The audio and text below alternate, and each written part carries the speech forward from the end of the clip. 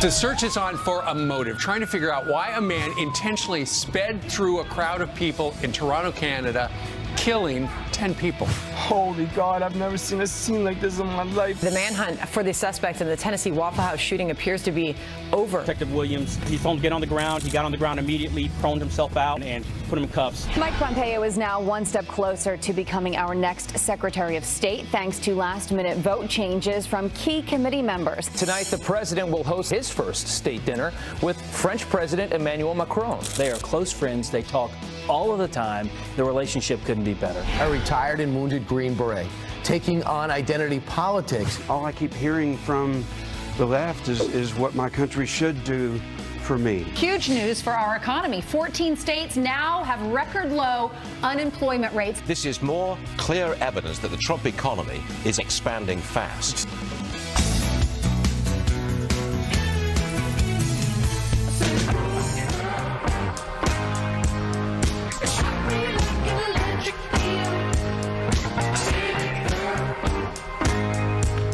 I have never heard this song before. What? You haven't really? Never. I just read on the zipper with the information right there, Ainsley's father and daughter are going to be live on the program. Was that on the zipper? It was. So sweet of y'all to put that up, producers. Thank you. Yes, because the book comes out today. It's called The Light Within Me, and it's now available on Amazon and all bookstores if you'd like to pick it up. No, this was super, touching for you and revealing, because it's about your spiritual life, which is very personal. I'm so vulnerable in this book, so it's a little nerve-wracking. But I was asked to write a book by HarperCollins about my faith, and when someone asks you to do that, and you're a Christian and your faith is very important to you, you can't say no, because it's like saying no to God asking you to do something. But you showed me something yesterday, and I don't want to give it away, but okay, I'll give it away. There's pictures of you as a kid sitting by the White House, standing on the fence, and there's another picture of you in the Oval Office with the president. God is good, right? Can you believe that? I had no idea. So just get ready, buckle up for the ride of your life, not when you necessarily read my story, but your story, because we all have a story and a light within us to tell. All right, it is available everywhere today. Meanwhile, we start this hour with a Fox News alert, and people are trying to figure this out up in Canada. The search is on for a motive after a man intentionally sped into a crowd of people in Toronto, killing at least 10 people. Wow, investigators not ruling out terrorism. Molly Line is live in Toronto with the latest for us. Molly. Good morning. We're here just off of Yonge Street. This is where the incident all unfolded. They blocked off just blocks here in the city, and they expect to be here for several days combing over this scene. A memorial has already begun to grow as the city is just beginning to come to grips with the nature of this attack. Authorities have yet to reveal exactly what the driver's motive was, but a suspect is in custody after this white rental van plowed through a multitude of pedestrians. The man identified as Alec Minassian, a 25-year-old from the Toronto suburb of Richmond Hill. 10 lives were claimed. At least 15 people were injured. The brutal force of the large van leaving some dead at the scene, others fighting for their lives as they were rushed to nearby hospitals for care of severe wounds. We don't rule out anything. What we have to do is we have to follow what we have. It's very clear, just from a general perspective, to say that the actions definitely look deliberate. The van with extensive front-end damage and bearing the logo for Ryder Truck Rentals finally stopped, and video captured the scene showing the driver being taken into custody. White House Press Secretary Sarah Sanders released this statement. The United States stands with the Canadian people in the aftermath of today's tragic event in Toronto, where a van drove into a crowd of people, killing several and injuring many more. Our thoughts and prayers go out to the families of those affected, and we wish a full recovery to those injured. The United States government pledges to provide any support Canada may need. Canadian authorities say it's too soon to say whether terrorism played a role in this case. Meanwhile, in New York City, counterterrorism officers have fanned out in the city, but they say at this point there is no known nexus as far as New York City is concerned, no relation to this case. Back to you. All right, Molly, thank you very much. Thanks, Molly. Meanwhile, we did have the same type thing in Berlin, Barcelona, Nice, and New York City on Halloween. Meanwhile, at 4 minutes after the hour, if you're looking for the President of the United States, he was visiting our first president president's house in Mount Vernon yesterday with the leader of France, Emmanuel Macron, and their respective wives. They had dinner, and today is going to be even a bigger dinner, the first state dinner for the President of the United States. Yes, so much planning goes into these dinners. Melania's been working hard. It's going to be a glitzy state dinner with American food, with a few French flairs. 130 people will be there. She is in charge of the menu and the seating. The menu, by the way, if you're curious, rack of lamb, green salad, rice jambalaya, nectarine tart with ice cream. They're going to be serving 3 different wines,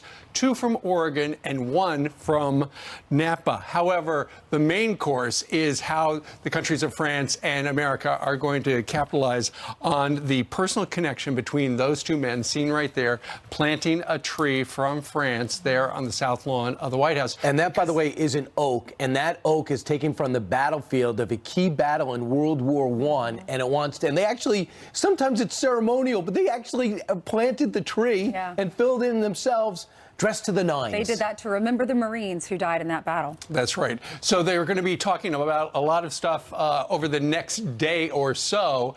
Today it's all going to be talks, and then tonight they're going to talk. They're going to have the big wing ding. But during the day today, the items of interest between both countries: what's going to happen with North Korea and Syria, trade internationally, the Iran nuke deal. Trump wants out, Macron wants him to stay in, and climate change, same thing. So what's going to happen? Well, Hogan Gidley, one of the press people down at the White House, he says when you look at this president, given how much we have changed in the last year and a half, it's not surprising what's going on. They thought the Barack Obama apology tour was the way to go about getting friends and allies, and it turns out it's the exact opposite. We're feared again. We're respected again. He's growing these relationships. I mean, France has been with us forever, as you know. One of the actual first trade deals we ever did, quite frankly, was after we signed the Declaration of Independence. It was with France. But he has only gone to make this bigger and better. They are close friends. They talk all of the time. The relationship couldn't be better. So what France gave is they now will spend 2% of the defense budget like they're supposed to, mandated by NATO. They've increased that. They've shown cooperation militarily, especially in Syria. What has a date on it now is nothing to do with North Korea. They'll be bystanders. But when it comes to the steel and aluminum tariffs, they're coming up first week in May. The president says, the president of France says, I'd like an exemption. You don't want to start an argument with an ally. I'm an ally. Don't tax us, but it's going to answer again in tariffs. Next is going to be the Iranian deal. You have until the 12th to verify, to re-up it. He goes, listen, I don't love it either, but it's the best thing we got. Maybe we could work out a side deal with Germany where there be triggers and certain aspects to it that will pull back on some of our investment and maybe put forward with some sanctions if they don't adhere to. Iran says, you pull out America, we might resume our nuclear weapon arsenal again. So that's very important that they get this right. This is what negotiations look like, though, because these 2 leaders, they're new to politics. They get along. They're friends. Sarah Huckabee Sanders was talking about their friendship yesterday and how much they respect each other. And they look like they have a lot of fun. This is a beautiful photo opportunity. But they do have their differences. They have differences on Iran and Syria, differences on trade. Obviously, the Paris climate change. But Ainsley, he's got it. France has to walk out with something, or else he's gotten a hard time at home. He's got to walk out of this relationship with something. Yeah, I think the president's got to give him something. That's part of the deal making. It's a negotiation. Both sides will wind up with something. What will it be? We'll know tomorrow morning at this time. Meanwhile, over the last couple of weeks, we've been telling you about this caravan of migrants. It started in Central America, and the intention was clear because they had some U.S. reporters with them. They wanted to cross into the United States, and whether it was legally or illegally, we now know that about 500 migrants have made it up via the trains and other ways to our southern border. The specifics of this picture, this is disturbing to me. They're just riding on top of the train. They've done that constantly. Yeah, they go right through Mexico. A lot of them are not Mexicans. They are estimating that there are 500 riding the tops of trains. And the Mexican government allows that? They don't stop the train and say you need to get down, you're not doing this? Well, after the president said that Mexico better crack down on them, they did crack down because he said this is going to be a new condition of NAFTA, the new NAFTA, and also I'm going to send the National Guard down there. But the president did tweet out I've directed the Homeland Security Secretary to do something about it. And then he said this: I have directed our U.S. attorneys at the border to take whatever immediate action to ensure that we have sufficient prosecutors available. I've also directed that we commit any additional necessary immigration judges to adjudicate any cases that may arise from the caravan. And this is symbolism, because he's, obviously 50 people aren't going to put us over the top as a country. But there's a caravan the president wants stopped. He asked Mexico to stop it. They thought about 50 would well up by the border. It ended up being a few hundred. And when they get here, since there's no wall and there's no fence in certain areas, they could somehow get refugee status or catch and release, which I understand theoretically is stopped, but has not been stopped. They'll get a ticket and they're into the country. I know. So he wants to stop The president said, though, yesterday in a tweet, he said, I'm warning you, you're not getting across our border. Right. He said that was his message to these migrants that are trying to come up through this caravan. And it does sound as if they've stopped in Tijuana. They're filing the papers to get asylum. What happens next? Don't know. Right. Jillian didn't sneak in. She was born here. We don't even have to check your paperwork. Thank you very much. Right. We don't even need E-Verify. People, you never know. Right. I'd be shocked. Yeah. Unlike Governor Cuomo, she was born here. Right. I was born here, yes. Right. Good morning to you guys, to you at home as well. Let's get you caught up on the situation that we've been following out of Tennessee. The suspected Waffle House killer is under arrest. Police finding 29-year-old Travis Reinking in a wooded area near the restaurant.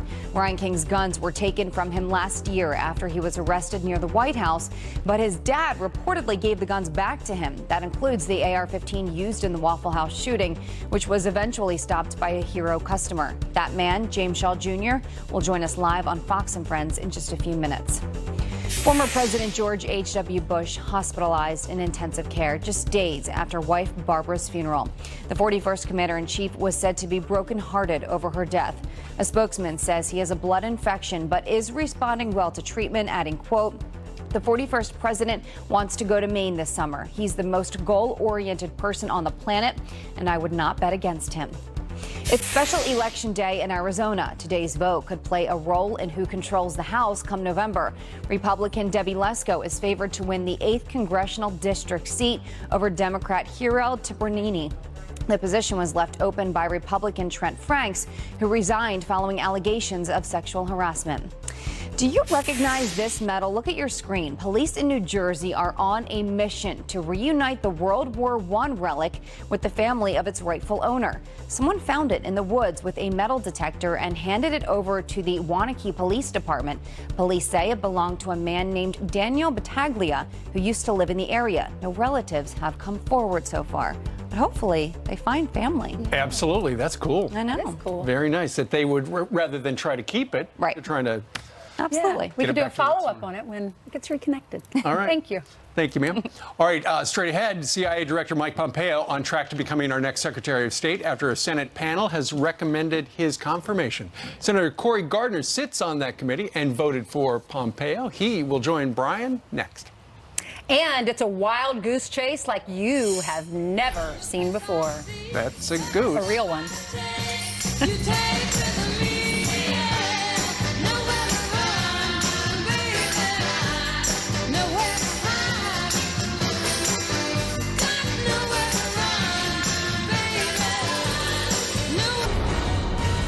We report him to the floor in a positive manner. I want to thank members of this committee for the diligence they've displayed. I think we've done the right thing together. CIA Director Mike Pompeo on course to be confirmed as Secretary of State after a last-minute vote in the Senate Foreign Relations Committee. You just were listening to the chairman, Bob Corker, who got pretty emotional. What's next? Joining us right now is a member of the Senate Foreign Relations Committee, Colorado Senator Cory Gardner. Senator, first off, the dramatics that got Corker emotional is all about Chris Coons. Could you describe this scenario? Yeah, absolutely. You know, the vote was 11-10 with the proxy vote of Johnny Isakson. He was at a funeral for one of his very dear friends in Georgia. Unfortunately, the Senate rules in this circumstance require all members to be present who are counted to vote. And so the effective vote was 10-10, meaning it was a tie. Johnny Isakson wasn't coming back until around 11:30 at night. And so what happened is Chris Coons changed his vote to present, allowing the outcome to move forward. Now, the outcome was the same. It didn't change the outcome. It just expedited the hearing by many, many hours. By the way, it was 10-10, would have been very embarrassing. Here's Senator Corker. Listen. In particular, I want to thank Senator Coons for displaying the statesmanship that I've been accustomed to seeing in the Senate. And I'm proud of him. I'm proud of our committee. And I'm happy for the American people. But here's the thing. This shouldn't have been tough. Yeah. He was qualified. He might not agree with you, but Senator Menendez, over 600 questions that needed to be answered before he considered voting for him. That's an insult. Absolutely, and some people were apparently offended that they weren't clued into his meeting with North Korea. He's the CIA director. We want this to be successful. Don't have your feelings hurt and allow that to interfere with your vote on committee. This isn't about whether or not you're going to see eye to eye with President Trump's nominee on policy. As a Democrat, you probably won't. This is about making sure that the nominee is fit to serve. This is somebody who's served as CIA director, member of Congress, private businessman, graduated first in his class at West Point, Harvard Law Review. These are incredible accomplishments the CIA director has, and yet it wasn't good enough because he doesn't agree with them on policy. Right. Rex Tillerson, you understand, a guy coming out of the business world comes in. A lot of people didn't understand. I remember Marco Rubio gave him a lot of tough questions. But in the end, that's who the president wanted. Was he qualified? So you're going to get Joe Donnelly, Heidi Heitkamp, Joe Manchin voting when it goes to the floor. He should be confirmed today, correct? Probably not today, but by the end of the week, he should be. The majority leader filed cloture yesterday to shut off debate. There's a lot of people who are going to have to make a hard decision on how they vote because they supported him for CIA director. He's done exactly what they wanted him to do as CIA director, and now they have to do some kind of political gymnastics to figure out how to contortions to figure out how to justify a reason to vote against him when there is no reason to vote against Mike Pompeo. Hey, Senator, you guys just aren't functioning. You're leaving a lot of nominees just out in the wilderness. Mitch McConnell will not make you guys work 7 days a week to get that 20 hours needed. So therefore, this 3-day-a-week work week is leaving everybody, leaving the president playing more than one man and woman down. So next is Gina Haspel. Next is going to be Ronnie Jackson for VA. What's happening with them? They're not in front of your committee, but they'll be on the floor. What do you think? That's correct. I think you'll see the same kind of unprecedented obstruction that we have witnessed already. I believe we should be here 24 hours a day, 7 days a week. There's a lot of members that feel that way, but they're going to make us spend 30 hours on every single one of these nominees because they dislike the outcome of the election. They dislike President Trump so much that they're going to do everything they can to create roadblocks, obstruction, and log jams to back this up. All right, Senator Cory Gardner, thanks so much. It's not anti-Trump, it's anti-American. Meanwhile, who's really responsible for the rise of President Trump? Not who you think. We'll explain it in a moment. 7:24 in New York City. Now it's time for your news by the numbers. First, $1 per year. That's the proposed salary for lawmakers who have been in office more than 12 years. Florida Congressman Francis Rooney hopes it would lead to term limits without changing the Constitution. Next, $1,000. That's how much a Democratic presidential hopeful wants to give every U.S. citizen every month as universal basic income. Entrepreneur Andrew Yang says he would implement a 10% sales tax to cover the cost of giving everybody $1,000. And finally, $15 an hour. That's the minimum wage Bernie Sanders is promising as part of an upcoming proposal to give jobs to anybody who wants one or needs one. According to the Washington Post, the plan is still missing some key details like how Bernie's planning to pay for $15 an hour. All right, from day one, President Trump promised hope for the forgotten men and women of America. The forgotten men and women of our country will be forgotten no longer. Everyone is listening to you now. You came by the tens of millions to become part of a historic movement, the likes of which the world has never seen before. Well, in the new book, Us versus Them, there's a picture of the cover, The Failure of Globalism. Ian Bremmer digs into the rise of President Trump. He writes, quote, Donald Trump didn't create us versus them. Us versus them created Donald Trump. And those who dismiss his supporters are damaging the United States. Author and president of the Eurasia Group, Ian Bremmer, joins us now live. Good morning to you. Good morning. Guys. Thank you. All right. Congratulations. Thanks. Kicked off right now. Yes. There it is. Today's the first day. Yep. Us versus them. You're talking about how polarized the country is right now. Everybody seems to be dug in. Why? Well, because the promises that we have made, right, about free trade and open borders and sending our troops all over the world to make the world safe for democracy, and technology is going to solve all of our problems. Right. They're working really well for a really small group of people. The average American, and by the way, the average European, increasingly the average citizen in lots of countries, like that's not working for me. Right. And the idea that Trump caused those problems, or that when you get rid of Trump, that suddenly they're going to go away, is ludicrous. So, Ian, what does work? Well, I mean, in the near term, what's actually working is walls, right? I mean, which is not the kind of country we want. But I saw that you guys put up just last week that, you know, last year of Obama, we had 13,000 Syrian refugees coming in. This 2017, it was more like 3,000. This year, so far, 11. And I posted that number, 11, up on my social feed. A good half of the American respondents said 11's too many. Now, that's not the America that I grew up with. It may not be the one that any of us want.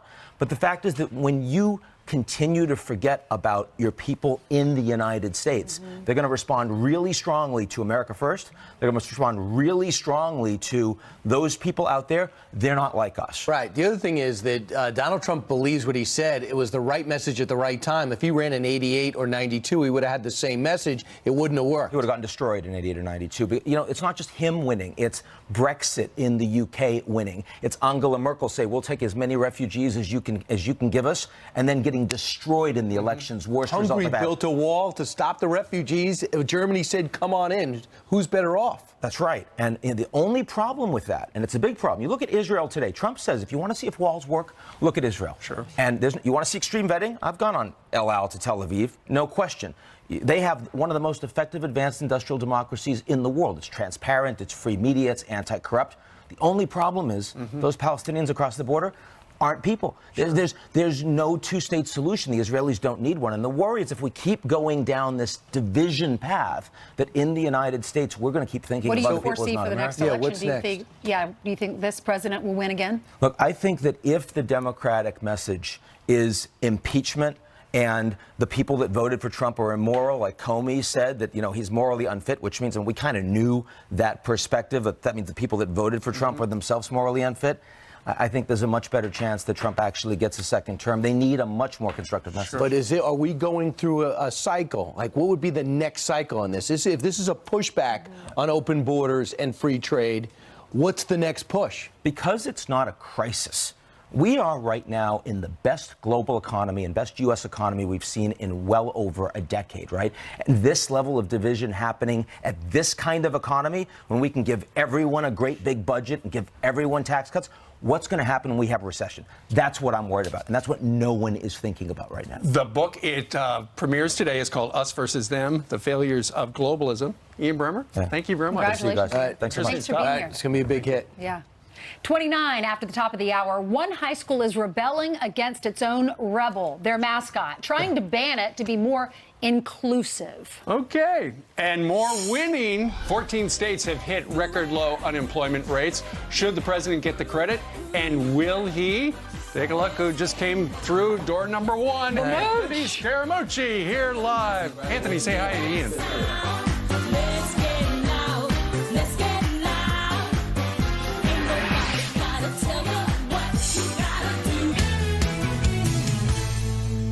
I feel very confident that we have the best negotiator at the table. And look who we've got at our table right now. Anthony Scaramucci, former White House Communications Director, joins us live. She does a great job, doesn't she? Then that was the shortest we ever had a soundbite on our show. There you go. Well, we were caught off guard a little. We thought that soundbite was going to be longer. But she's talking about the president negotiating because we have President Macron from France here with his wife. First state dinner is tonight. What do you expect they're going to be able to negotiate today? Well, I mean, there's probably 3 or 4 things on the table. One of them is the Iranian situation. I don't really think the president's going to move on the Iranian situation. He realizes that they talked about a side deal, Anthony. Yeah, that they're trying to push him to, and the German leader's coming in Friday. So I don't know the intricacies of the thing, but I do know the president's personality pretty well. He'll come out on top on this situation because he's on the right side of it.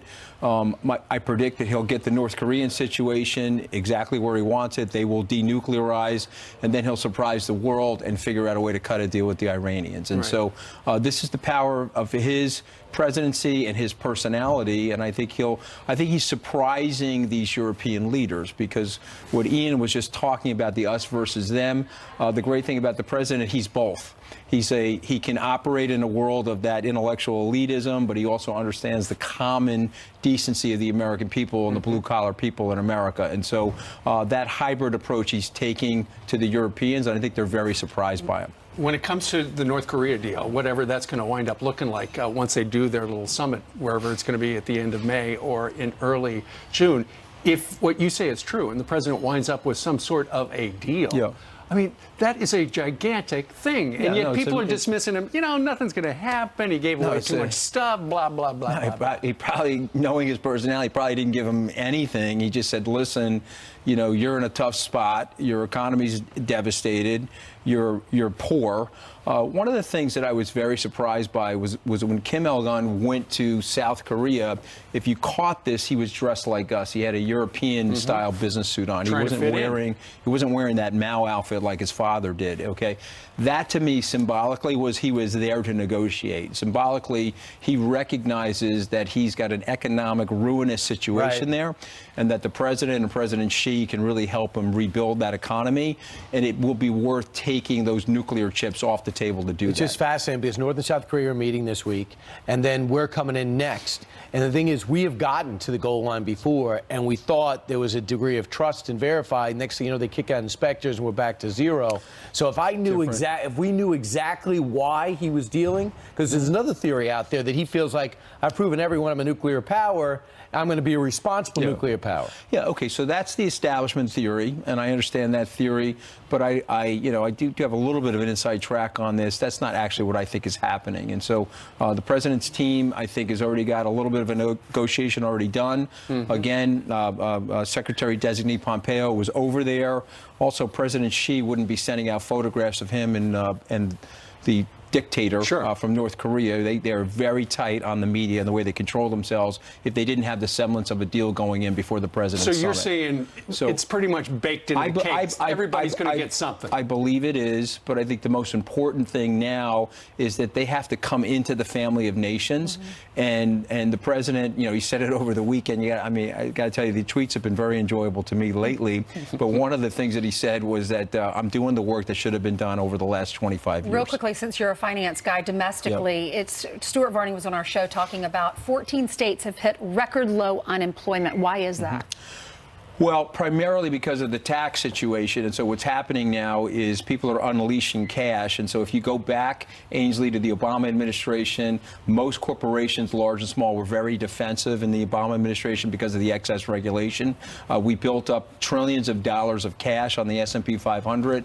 The president's tax reform is actually unleashing that cash, and it's getting deployed into the marketplace at the small company level and the large company level. And that means more jobs, more growth, more investment capital.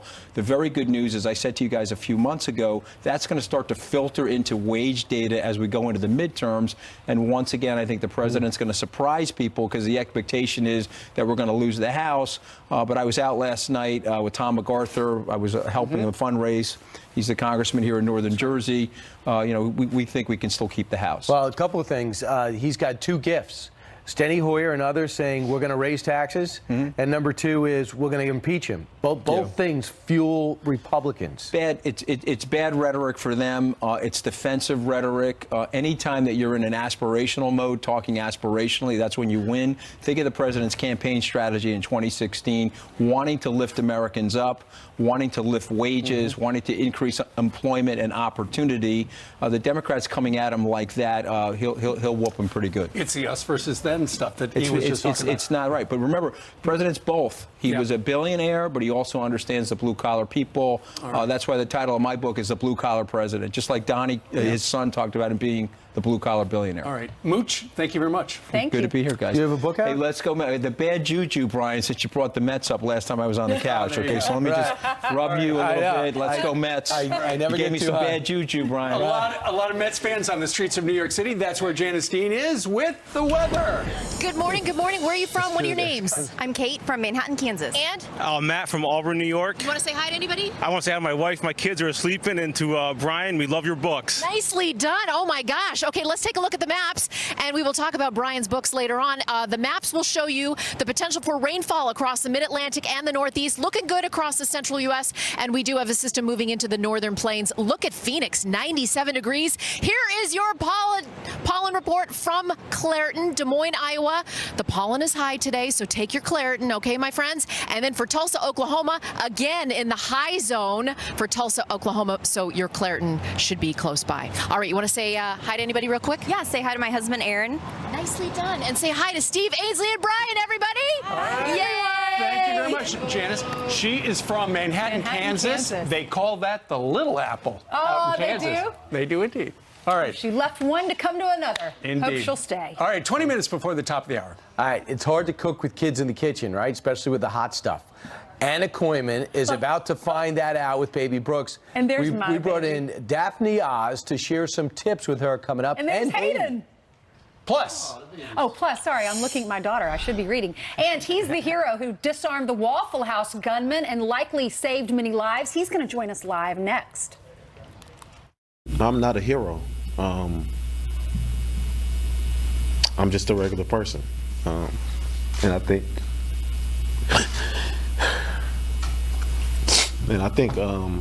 anybody could have did what I did. I'm not a hero. I'm just a regular person. And I think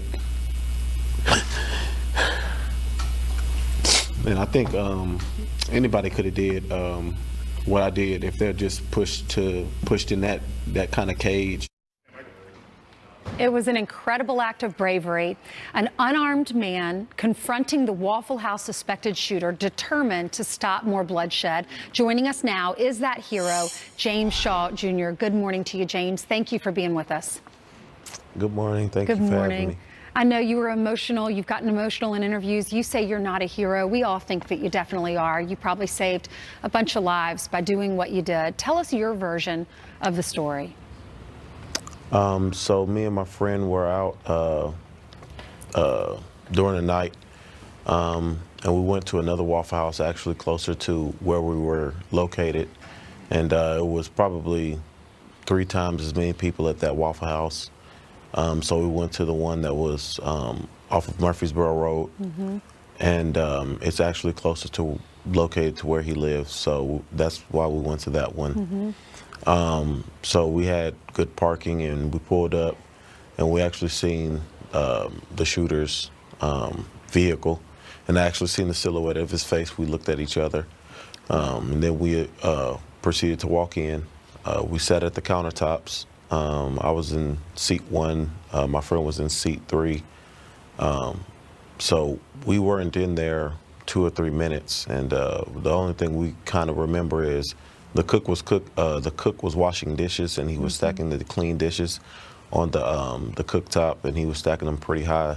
And we had said to ourselves, to each other, that the dishes are going to fall. So about probably 20 seconds later, we heard what we thought were dishes crashing to the ground. It was actually the first shot, then the second shot.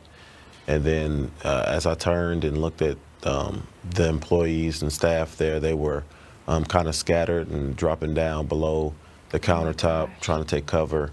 And then, that's when you realized gunshots? Yeah, I realized it was a gunshot, and I actually saw the first gentleman that was shot in the head. He was by the entrance door trying to come in. Yeah. And then as the guy proceeded to come in, he was shooting to the left. I had dove already on the floor, going to the right by the bathroom entrance. As he saw several of us at the bathroom, going through the bathroom, I was actually standing in the hallway, and I was kind of trying to keep my eye on him because I didn't want to go in the bathroom because I couldn't keep an eye on him if he walked into that area. because it was only one way in. So what made you jump in? I mean, you are a hero. You saw people dying in front of you. We've all been in Waffle Houses. I can picture the cook. I know they put the dishes right above the stovetop so they can grab them easily. This could have been anyone. You're a hero. Thank goodness you were there. I'm sorry for what you witnessed, but you did save lives. What made you do that? The way I see it is, it was either going to end with him shooting through the door and getting in there and killing me, or him, if I got in the bathroom, he was going to either come through the bathroom door and shooting and killing me. And when you grabbed the barrel of the gun, it was hot, from what I understand, because he had gone through an entire magazine. Is that right? And then you burned yourself? Yeah. Yes, it was very hot. I actually don't remember it being hot at all while I was wrestling with him. I have a second-degree burn on my hand. And blisters on my fingertips, but I don't remember it being hot at all. I just remember I just needed to disarm him and get the gun away from him. Wow. Well, thank you so much for what you did. Then I understand you went to the hospital. You've said many times you went to church after that. Why did you do that? I just went to church just so I could begin kind of like the healing process and kind of persevere through this situation. And I just wanted to be around, some love. My fraternal brothers came to support me. My family was there to support me. The church was there to support me. My maid was there to support me. So it just felt good to be around a lot of love. I actually didn't want to just be in the house alone or in the hospital or, detained by the police just to give them statements or something like that. So it just made sense for me to go to church. Well, James, I know you don't call yourself a hero. I know you don't want the attention brought on you. I'm so glad you're doing these interviews. Our country really needs this. Our country needs heroes. You weren't in the military. You don't have, you weren't a wrestler in school. You're just one of us. And you did this, and you're a brave gentleman. And you've also gone above and beyond by starting this GoFundMe page. So if you want to donate to James's GoFundMe page to help those victims, to help the ones that lost their lives and their families, help with the burial costs, and also help with the ones in the hospital, go to foxandfriends.com and you'll see a link to their to their GoFundMe page. Thank you so much. You are definitely a hero, James. We appreciate it. God bless you. Yes, ma'am. Thank you very much. Thank you.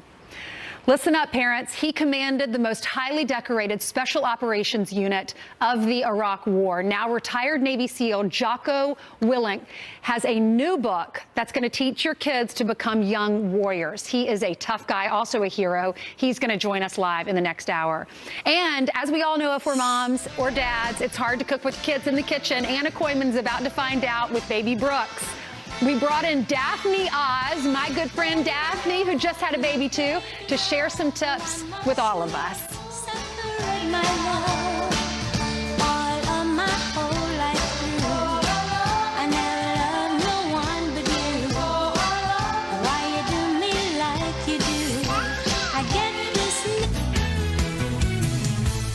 Navigating the kitchen can be overwhelming with children.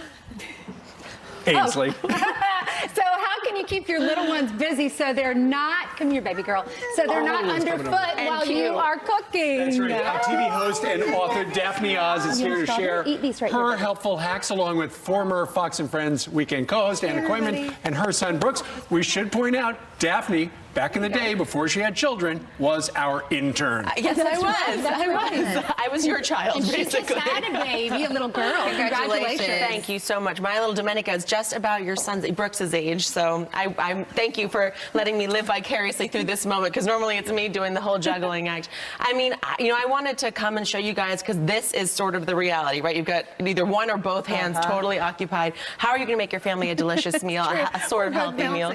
Yeah, there's a lot of bouncing. Well, it's good. It's good for your butt. It's good for your quads. So I thought I would show you one of my quick hacks for an easy weeknight dinner. That you can go and buy most of it already done at the store and then zhuzh it a little bit so that it gives it a little homemade feel. Fool everyone. It looks like a gourmet meal. Right. But what you really need are two beautiful women to hold the babies while you do this. So I'm going to show you what I do is I go to the store and I buy a rotisserie chicken. Right. There is no reason to bother spending the hour and a half making it at home. I totally agree. It is perfect coming out of the rotisserie. It's $7. And it's organic ones now. Oh, you can get beautiful organic ones, flavored ones. And then what I do is I make a quick pistachio pesto, and this comes together so so quickly, even quicker when it's already cut up for you. But I'll show you. What you want to do is grab a big bunch of scallions and then just give those a quick mince. And this is the one part where you need your eyes on the cutting board and not on the kids. So I've got That looks so dangerous. So maybe put the kid in the bouncy chair or in a swing or something. 1,000%. So those are, I've over the years, so I've got a 4-year-old Philomena, John is our 2-year-old, and then Domenica is our 4-month-old. And over the years, I've developed a couple little tricks and hacks that actually keep them occupied long enough that I can do this Put step. them in a high chair? So high chair is great. Right there. Here's all of us right after I brought the baby home with my husband John. I'll put him in a bouncy chair. My daughter, the little one, because the big ones want to come and help and touch her and everything, just to be able to be safe. This is your best friend. That is a best mother, friend. right? Art projects are a great thing. Snack time, especially around dinner, they're probably getting hungry anyway. Cut out some healthy snacks. Snacks are always a good occupier. For this. Daphne has set up a little coloring station down here for the babies. You actually just got a laminator, and that has inspired your kids to take a little bit more time on their artwork, which buys you some time. Can I just tell you, that has been it's a $30 laminator from Target, and you're going to love it.